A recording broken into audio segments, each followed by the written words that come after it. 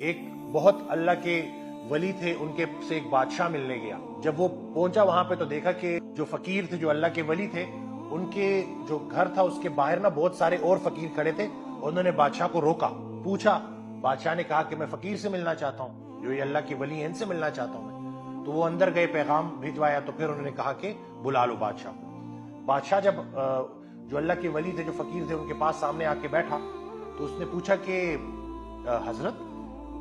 جیسے ہم بادشاہوں نے باہر سیکیورٹی کھڑی کی ہوتی ہے، فوجی کھڑے کیے ہوتے ہیں، سپاہی کھڑے کیے ہوتے ہیں، اور وہ ویسے ہی آپ کے بھی گھر کے باہر یہ فقیر کھڑے ہیں، تو آپ میں اور ہم میں فرق کیا ہوا؟ تو جو اللہ کے ولی تھے، جو فقیر تھے، انہوں نے جواب دیا کہ تم اپنے سپاہیوں کو اس لیے باہر کھڑا کرتے ہو کہ کوئی فقیر اندر نہ آ سکے، ہم اس لیے کھڑا کرتے ہیں کہ کوئی بادشاہ اندر نہ آ سکے بغیر اجازت کے۔ اسی طرح سے اس بادشاہ نے دیکھا کہ یہ پیسوں کا اور یہ اشرفیوں کا ڈھیر لگا ہوا ہے اور لوگ اس کے اوپر چلتے ہوئے جا رہے ہیں، تو بادشاہ مسکرایا اور اس نے کہا کہ حضرت،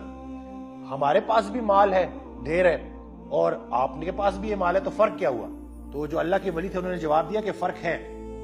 تم نے وہ مال دنیا سے چھپا کے رکھا ہوا ہے، تم اسے محفوظ رکھتے ہو کیونکہ وہ تمہارے دل کے قریب ہے۔ ہم نے یہ مال دنیا کے سامنے لا کے